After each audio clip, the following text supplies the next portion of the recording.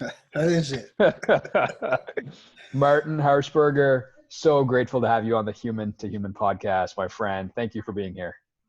Glad to be here. I appreciate the opportunity. Yeah, I can already tell by the back and forth conversation we've just had. This is going to be a great conversation, and we're going to dive into all things. Why do businesses fail? Why do some prosper and others don't in a downturn, which most would consider us to be in right now? Why your clients should always have their business ready to sell? Why most strategies and change initiatives fail? I feel like you're a wealth of knowledge. And before we dive into that, tell me a little bit about you. Tell me a little bit about who Martin is today. Well, I spent 20 years at a large mainframe computer company. Learned a lot there. You know what happened to mainframe computers over the years? And it was really a business school experience, learning how they lost touch with the customer, really, and the customer needs. And I left there in late 90, I guess, and started my own business in Memphis. That's how I got to Memphis. I was in Minneapolis prior to that. And I started a value-add logistics company in Memphis near the FedEx hub. And we did pretty well at that. We drove that about 50 million in the U.S., and we had a subsidiary in Frankfurt did about 12 million. Excuse me. And had most of the big computer companies under contract. We sold pipeline management, if you will. We actually turned parts faster, so we could reduce inventory. And then I retired and made a mistake and got into HVAC manufacturing for 5 years because some friends of mine had invested in a company and they asked me to run it, which was a tough business, HVAC manufacturing. But we sold that, and I retired back in 2005. And then I've been coaching for the last 15 years. I got frustrated with sitting around and wanted to try to help out with small business and mid-tier businesses. Was there something that drew you to small businesses and mid-tier businesses? Something about working with people like that?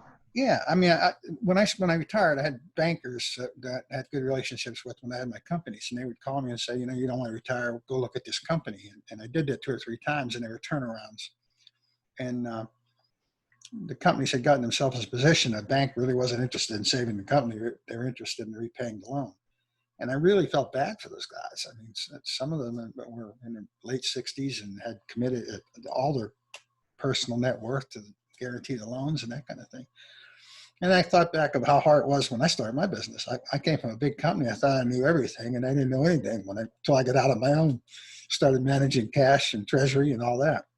So I think that's something that every entrepreneur learns before they make the leap outside of their 9-to-5, if they have a 9-to-5. It's the classic story of the baker who feels like the baker's being underpaid and wants to open up their own bakery, and then they open up their own bakery and realize, crap, I didn't realize I had to also know how to run a business. That's right. Well, I ran organizations, but I never had to worry about cash. When you're in a big company, you just didn't worry about it. Banks, I had a board, all that stuff. I learned it on the fly, and we did fine. I mean, I made it probably harder because I didn't know what I didn't know for the first few years. And I really want to try to make that easier for other people if I can. As long as I'm healthy, I'm still pretty active. 2020 has been a pretty interesting year on many levels. I think economically, the world has been rocked quite a bit. There's a lot of people who are not doing so hot right now. Layoffs, businesses have taken a hit. We have no idea kind of where COVID came from, how long it's going to be here, what the next month looks like, let alone the next 6 months look like. So I know earlier we were talking about why when businesses or entrepreneurs, when they're about to launch a strategy, they're about to launch a new initiative, oftentimes it just doesn't succeed. It fails. And I'd love for you to dive into, in your experience, why do a lot of strategies that sound good on paper, why do they not succeed? Well, there's two separate things there. Typically, when somebody does a change initiative, it's because they're attacking a specific problem, and it's a symptom rather than looking at the overall organization. So you bring in that change initiative, whether it's quality related or sales or whatever, but you don't look below that level, and you don't look whether your operations function can support your new sales effort. You don't look at your finance to make sure you can finance it. My take on the business is you have to look at it holistically, and strategy does that. When you do a strategy development process, what I do with a client, we go through everything. And we do manage the interdepartmental dependencies, but where strategies fail is they don't execute, and they don't execute because they don't review the progress. They don't. One of the things I did in my coaching practice is I do accountability coaching. After we do the strategy, I sit down once a month with the owner and his staff and say, okay, what'd you guys do last month? What kept you from doing it? What are you going to do next month? Let's get together. But they have to teach them that accountability.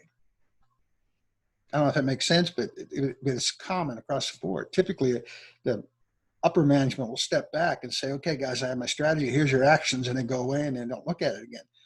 And what will happen is if there's a quarterly review 2 days before the quarterly review, but he runs around and tries to get the action items complete, but it doesn't solve the overall problem.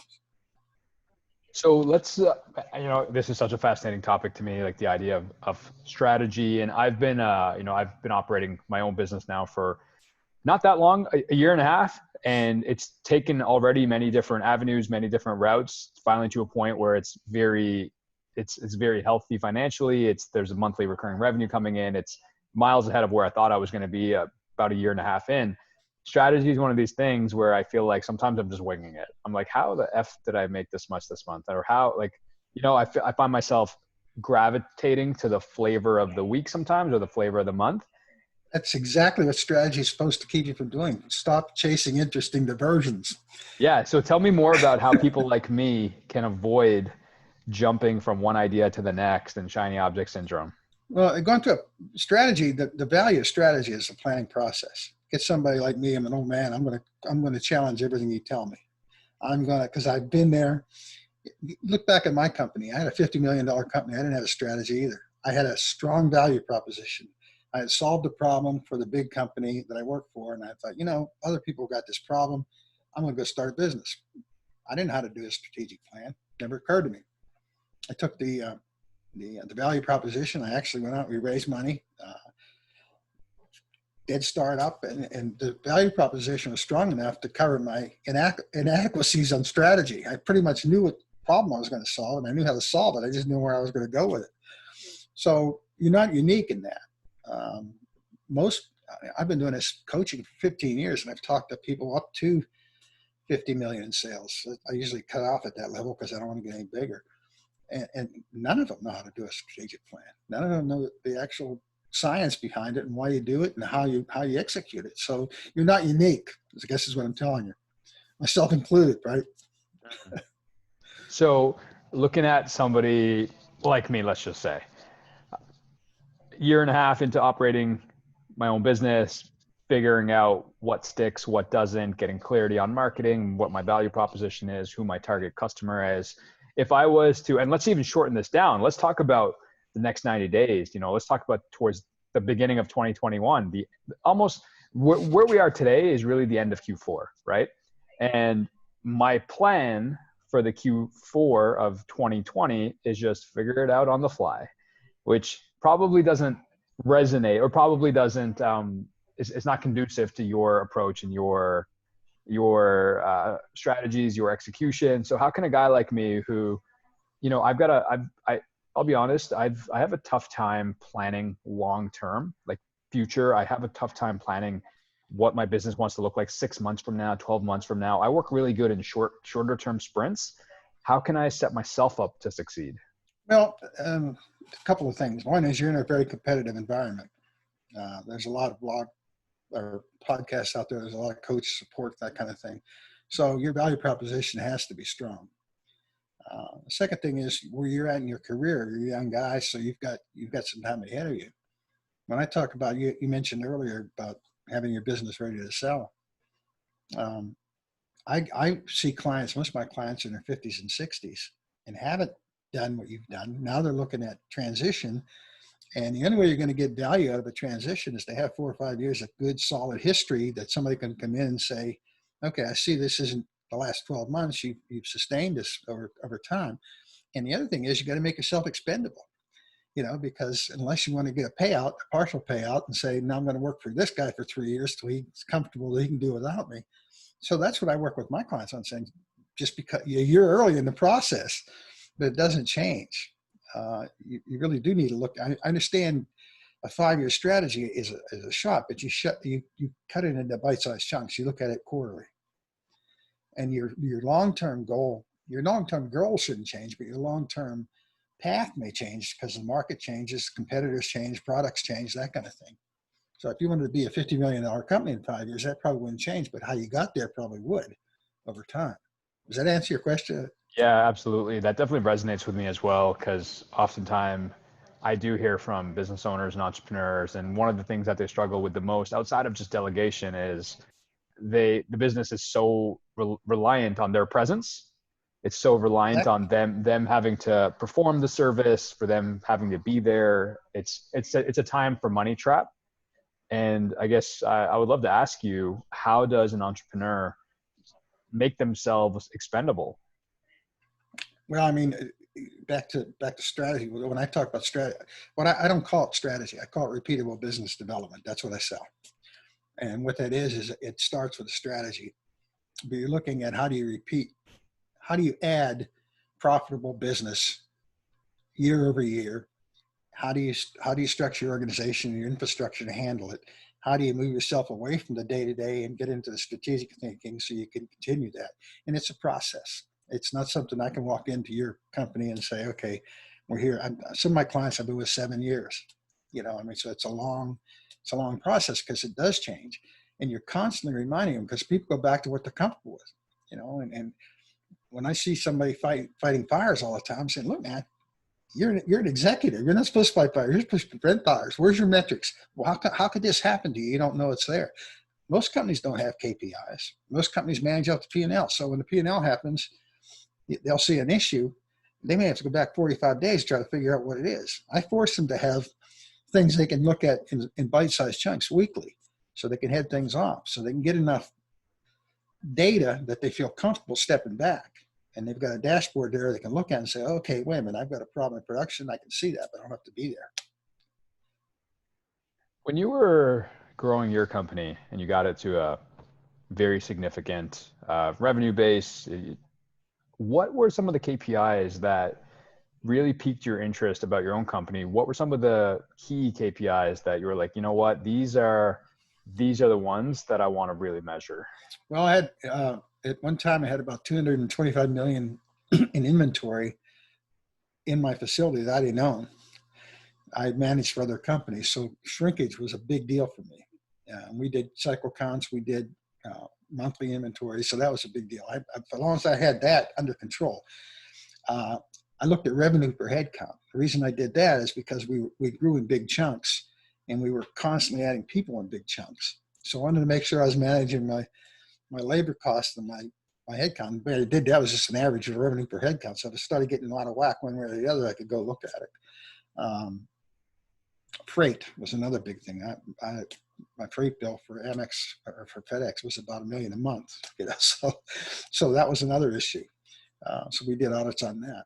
But those are, you just take your big things that are going to impact the business, and those things would certainly impact the business. I had a contract with most companies. I had less than 1% shrinkage. So if I went over 1%, I came out of my pocket. I wanted to know that, and I wanted to try to keep my labor balanced. You mentioned earlier, and I love the way this conversation is going, Martin. You mentioned earlier that a lot of companies don't have KPIs. Have you seen experiences? Have you seen situations where companies measure the wrong KPIs? Yeah, I have. I wish I could give you better examples because most of the companies I deal with, I can't think of too many KPIs they've had. One in particular that I'm dealing with now, I just finished in January. He's a manufacturer. He's got pretty good KPIs. He's looking at things like scrap, waste, processes per hour, that kind of thing. So that took some time. He didn't have any when we got there. But yeah, I mean, there's some that you look at. It's hard for me to criticize that until I understand the business, But yeah, I've seen it where they don't. I more frequently see it where they just don't have any, rather than the wrong ones. Even the wrong ones are something. When if we were to rewind the clock and take you back to your first year, second year, third year into running your own business, at that moment, what KPIs fueled you like Well, early first in your year, I didn't career? have to worry about it. I didn't have any. It took me 22 months to sign my first account. So the KPIs there, we were finishing up. We had our value proposition was an IT system that we developed. It, interfaced with FedEx, and we were finishing that up. But once we got going, my business came in chunks. I had a long sales cycle, but when I sold something, like Apple was one of my customers. So all the returns in North America came back to me, and we refurbished it, repackaged it, changed serial numbers, that kind of thing. So when you bring one of those in, all of a sudden I had to add 75,000 feet to a 100,000 foot warehouse, and added a bunch of people. So KPIs, the only thing I could get to then was revenue and heads. And my cash flow was my biggest issue, because when I had an Apple coming in, I knew I had to hire 50 people. I had to train them. So I had a 3-month cycle where I had to pay these folks while they were training before I actually started generating revenue from Apple and then collecting it. So my biggest thing was cash, and it continued that way through rapid growth. It was always cash. I'm going to ask you even a more personal question now. And you went 22 months without an account, without a client. Yeah, Is that correct? correct. What was that? First of all, like, kudos to you for believing enough in yourself and your business and your vision. There was something inside of you clearly that was driving you, that, hey, I'm onto something. It's going to happen one day. I'm not giving up. I'm not giving up. I think about a lot of business owners today and entrepreneurs would give up in 30 days time, right? 30 days, I don't have a sale. It's not working. Time for me to pack it in. Or a year, they'll try it for a year. And we often hear that stat about how most businesses don't make it to year 2, and then less make it to year 3, and then almost none make it to year 5. And all of these stats, what was your driving force to go 22 months without getting a That was client? easy. What was it that kept you going? I had 2 kids in college, and I moved my family from Minneapolis to Memphis. So everything I had was in that business. One way or the other was going to work. But I knew the problem we solved was important, because I had solved it for another company where I worked for them. And part of it was educating, and I can go into a lot of detail on this at some point. You don't want to do it here, but part of it was educating the customer. Look, you've got this problem, because they had it fragmented within their system. They had freight costs for separate, repair, inventory. Everybody had different buckets. And what I did was rolled all those buckets together and started reducing their inventory. And you had to educate them. You really did. And they all had the same problem, believe it or not. So I knew it was good. And I knew I was in the right place. Now I only had 7, 8 employees at that time when we signed our first customer. And we were living off some of the money we had invested ourselves and the investment cash. But I mean, I firmly believed that. I didn't think I'd hit 50 million in 7 years, to be honest, but I believed we'd make a go of it. And I didn't know where to go anyway. My wife would have killed me. It's amazing what a good life partner can do for motivation and fuel. Correct. I can say, for anyone listening right now, if you're in a relationship or if you're single, I've always said, and this is not my quote, but I've built my business around this quote of, you are the average of the 5 people you spend the most time with, or you are the average of the 5 people who are in your ear the most. And one of those 5 people generally or typically is your partner. It's your spouse. It's the person at home. And I've been in many relationships, and I can say that now, having a partner who's completely got my back, who is completely my biggest fan, my biggest cheerleader, has done so much, not just for the business, but from a mental self-limiting belief standpoint, where when someone believes in you to the utmost capability, you feel like anything is possible. And it sounds like you had that. Correct. Yeah, no doubt about it. I mean, it could have gone the other way, certainly, with somebody else. So yeah, I was blessed in that circumstance, for sure. Well, I'm grateful that worked out for you. So how did you go from, that first client after 22 months of just putting in the work, trying to convince people, articulating your value prop? How did you go from, let's go even back. Let's go, Martin. How did you go from 1 to 10 clients? Well, it snowballs. Once our first client was American Express, which was kind of famous in the logistics industry because they were very demanding. and go into detail with it, but the way they wanted their stuff shipped, it had to be by serial number. So the system had to be pretty unique. And at that time, anyway, I don't know where they are now, but once we signed that, we had a reference account, which is big. When you're a startup, everybody says, "Man, it's a great idea. If you're still here in a year, we'd love to do business with you." Nobody wants to be first. And I'll make a confession here for you. When we first talked to Alex, when they came in the building, I hope they're not listening. We put a lot of empty boxes up on their racks to let them believe, with barcodes on, to let them believe we were going. We were small, but we had started. But once you get the first one and you prove yourself and use them as a reference, it does build on it. And like I said, we were dealing with big companies. So when you bring one in, it was big. And then you barely try to swallow that before you bring in another one. That was the most challenging part. You're always fighting concentration of revenue problem. When you bring in an account that's huge like that, you say, "Holy cow, I got to go replace that, because if not, I got that issue." So that's kind of how we drove the growth what we did. Was there, I would love to hear your approach to building relationships with some of your clients, with your customers. What was your strategy? What was your approach to making sure that, the people that were paying the invoices were happy and they were ongoing customers and not just one time? Well, the infrastructure is again, I was lucky, I guess. No, I don't know if I was smart enough or lucky enough, but I took sales out of the picture once it was closed. Sales would open the door. I usually did the closing because there were large accounts and they wanted to see. But I'd assign a program manager to that account. He'd be responsible for weekly reviews with his peer level at the company, and then monthly with myself and whoever the management team was. And I'd make trips there quarterly, to sit down. We have to see each other, and because we're sizable accounts, and if they had, number one, it was an issue I wanted to deal with it. Number two, there might be another opportunity that I could go deal with. So it worked out really well. Was there ever a time where one of your clients fired you? No. No. I'm trying to think if there was anybody, but we had clients go away from the standpoint that it's high tech. Some clients just made it, some didn't. Right. We had one that it was really kind of a neat thing called Video Cart.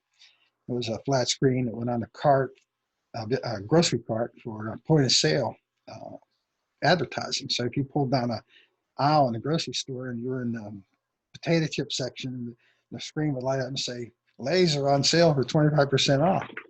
And they had thousands of those things out there. We made pretty good money on those, but technology just ate them up. So they went away. I mean, we didn't fire us, but they were gone. IRS, we got a lot of their laptops through, believe it or not, Zenith had the contract with us, and that expired and went away after about 8 years. Another vendor got it, but no, nobody fired us.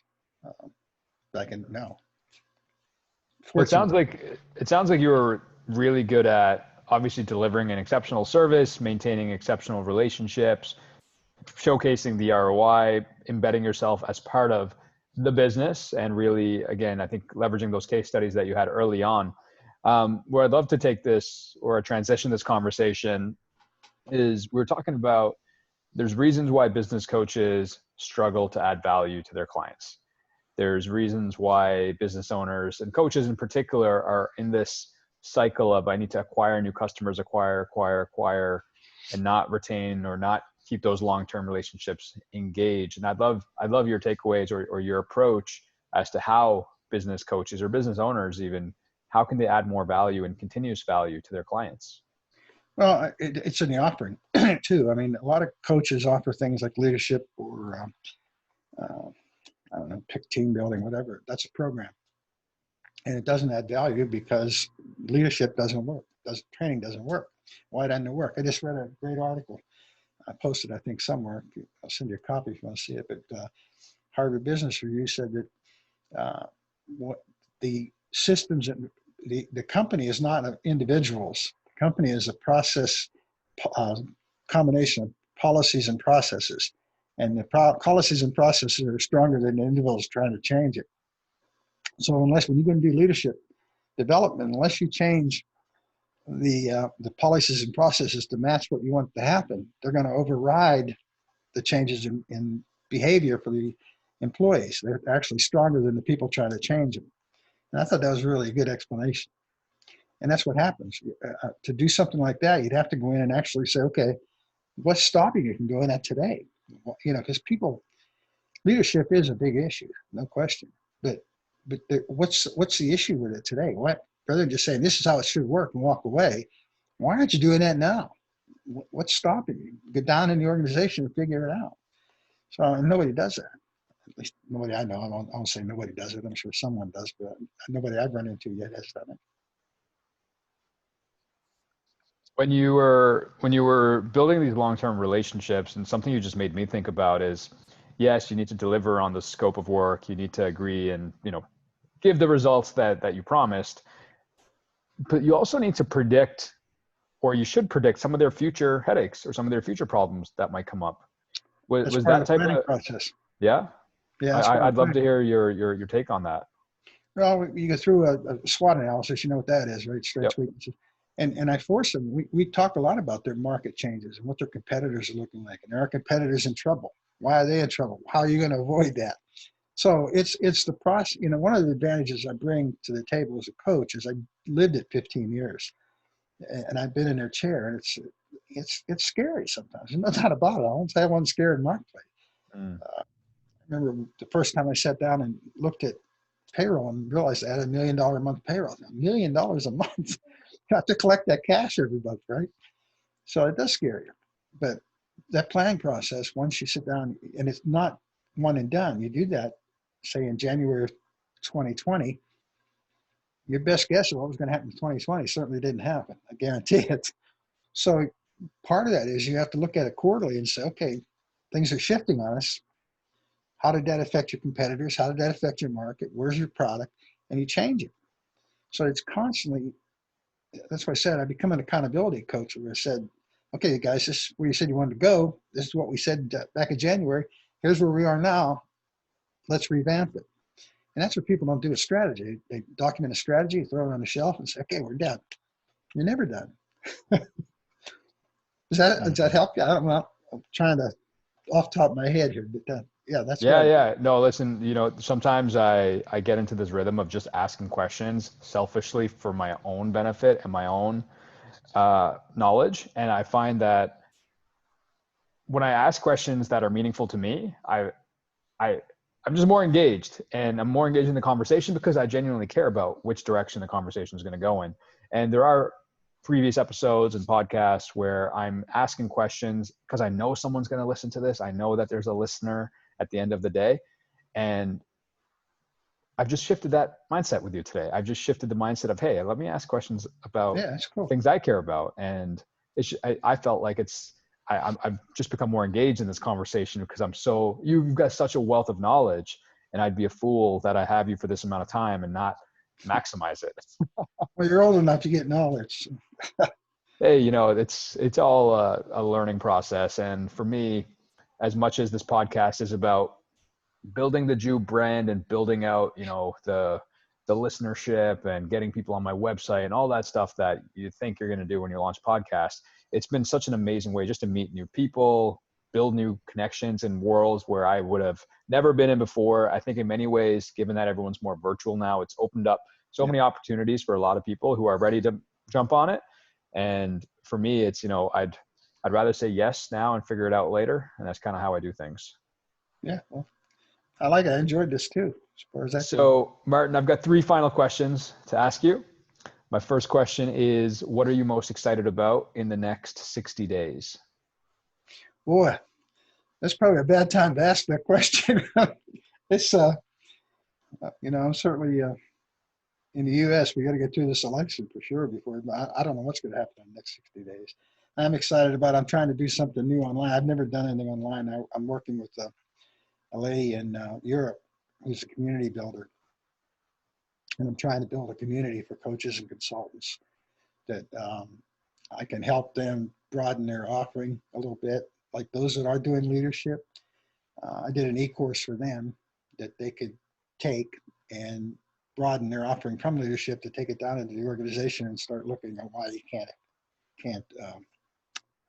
add value with it. So I'm kind of excited about that because it's brand new to me. I mean, I've always been hands-on and travel to the site, that kind of thing. And I'm 73 now. I kind of like to stop traveling a little bit. And And you're a young 73, my friend. well, I am. Some mornings I My do it. my next question is, I mean, obviously you've got a stack of books behind you, but has there been one or two books over the course of your lifetime that have really impacted you, either as a person, as a business owner? Are there books that you would recommend to our listeners? Well, I got two of my own I wrote. You can recommend them if you like. But I'll tell you, there's a book written back in the 70s, I think, called No Nonsense Management by Slocum was this guy's name. And it's like 2-page chapters. And it was the best management book I ever read. And I read it 25 times. And one of the things in there is he says there's no measurement at all for effort per share. It's all results oriented. You know, when I was running my company, I thought, you can work hard, but it's all about results. So, I mean, there are things I've read over time that I still have a copy of the things falling apart up there. So that's probably my best. I like Jack Welch's stuff too. Got it. And my last question, Martin, this is one of my favorite questions. Tomorrow morning, everyone wakes up in the world, every city, every country, every continent. And tomorrow morning, when people wake up, they open up their curtains and everybody is looking at the exact same billboard with the exact same message. Every city, every country, same billboard, except tomorrow, Martin gets to control the message. Martin gets to write the message on the billboard for the entire world to see. What message would you share? That's easy. And I tell everybody this, in a business, it's not what you wait to happen, it's what you make happen. You know, I can look back at my history. I mean, startups are hard. I made it happen. I absolutely did. And I'll tell anybody that. Don't wait for it to happen. Go take the lead and force it. I love it. Beautifully said, my friend. Martin, where is the best place for people to find you after this podcast? This will be a tough one. MartinHarshberger.com. Easy, super simple, and we'll link that up in the show notes too.